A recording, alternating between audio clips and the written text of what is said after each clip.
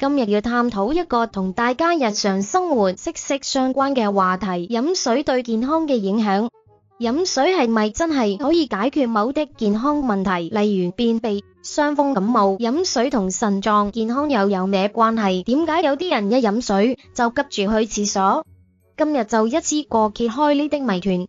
先講飲暖水嘅4大神奇好處。好多人出街食飯中意倒檸茶、凍奶茶，覺得清水淡而無味，但一杯簡單微溫暖水對身體有不可思議嘅作用。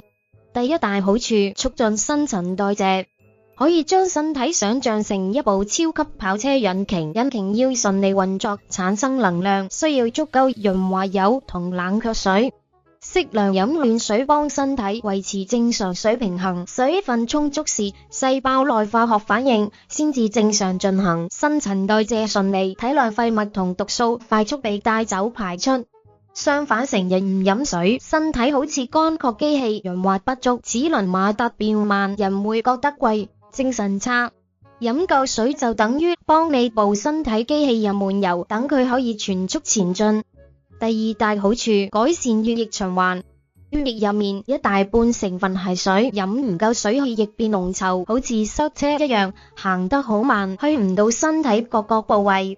尤其朝早起身，成晚冇飲過水，身體處於輕微脫水狀態，血液最濃稠。呢個時候飲一杯暖水，好似落咗一場及時雨，即時補充血液容量，稀釋血液，血液一通暢，氧氣同營養迅速送到大腦同全身，對預防心血管問題、維持整體血液循環有非常正面影響。第三大好處，舒緩傷風感冒不適。平時傷風感冒去睇醫生，醫生一定會叫你飲多啲水，唔係敷衍，而係有科學根據。感冒發燒時，身體啟動自我保護機制，出汗多、呼吸急促，呢啲過程流失大量水分，搞到口乾舌燥、喉嚨痛。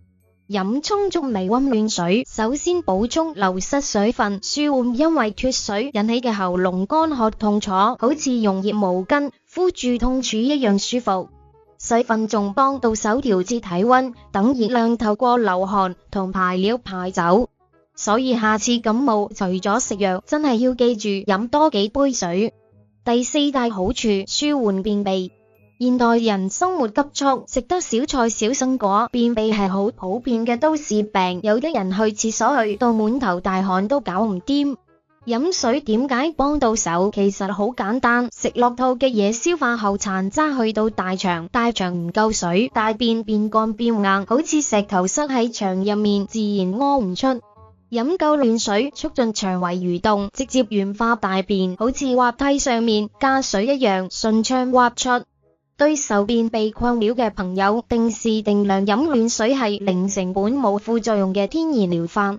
講完好處，要面對一個實際問題，有啲人一飲水就想去洗手間，搞到平時唔敢飲多啲水，尤其臨瞓前，簡直係大忌。好多人非常擔心，一飲水就想屙尿，係咪代表個腎出大問題？係咪就快要洗腎？千祈唔好自己嚇自己，耐心聽完呢6個原因就會恍然大悟。第一個原因，腎小管重吸收功能減退。雖然話唔好自己嚇自己，但第一個原因確實同腎臟功能有關。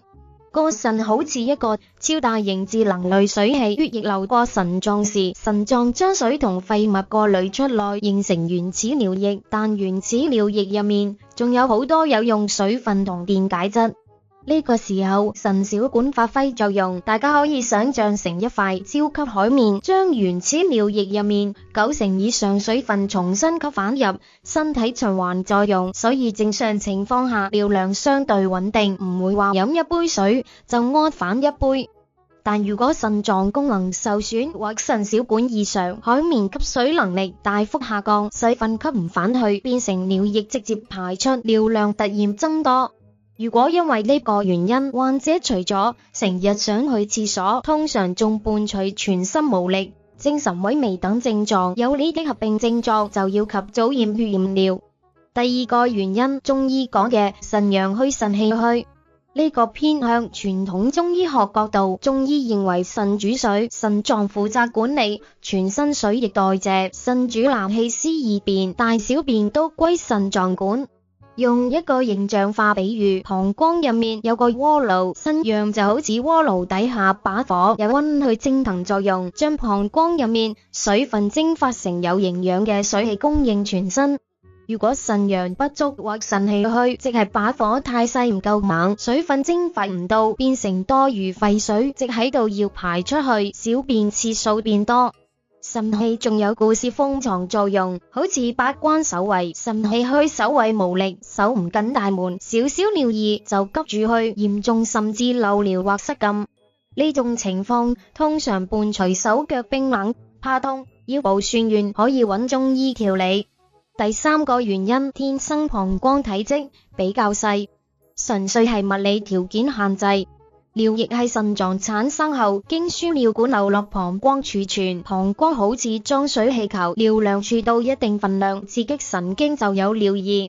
每個人膀胱容量唔同，有人大水杯，有人細水杯。天生膀胱體積細，儲存空間少，一飲水，水分好快轉化成尿液流落膀胱，好快滿就有感覺想去廁所，所以一飲水就想去廁所。好多時可能即係膀胱容量細嘅先天原因，同腎臟健康完全無關。第四個原因，糖尿病作怪。糖尿病患者血液糖分太高，高血糖刺激大腦口渴中樞，令患者經常口乾，不停飲水解渴。飲水量多咗，糖分經腎臟排出時，順便拉走大量水分，飲得多，小便自然多。如果發現自己除咗一飲水就想屙尿，尿量多之外，仲伴隨食量大增，但人反而瘦咗，就要盡快抽血檢查血糖，睇下係咪糖尿病正悄悄上門。第五個原因，突然之間大量灌水。現代人通病，平時工作太忙唔記得飲水，直到口乾裂開或做完劇烈運動成身汗，覺得超口渴，先拎起水樽，咕嚕咕嚕一口氣灌一大樽。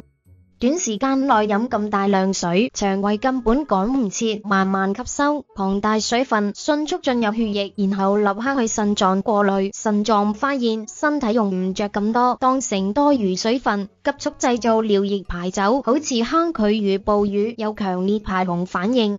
呢種情況下，頻密去廁所係正常生理反應。正確飲水方法應該細細啖慢慢飲，等身體有時間吸收。第六個原因，膀胱括約肌鬆弛。呢個特別容易發生喺女性身上。膀胱底部有組肌肉叫膀胱括約肌，好似水喉開關，唔想去廁所時收緊鎖住尿液，準備好去先放鬆開閘。但隨年紀增長或生過小朋友，盆底肌肉鬆弛，連大括約肌唔夠力，細喉鬆咗鎖唔住水，莫講話飲水，有時打個呵欠，咳兩聲或大笑，稍微用力擠壓，腹部就有小便流出，即俗稱漏尿。因為括約肌鬆弛，少少尿意都控制唔住，一飲水即刻想屙尿，好常見。有呢個煩惱，可以請教物理治療師，做多啲骨盆底肌肉運動，情況慢慢改善。一喝水就尿急好多時，未必關腎臟事，但點先真正識別到腎臟係咪出現問題？其實每日排出嘅尿液就係最好嘅健康晴雨表。腎臟出問題時有3種極易辨別嘅異常表現。第一種，尿液顏色異常。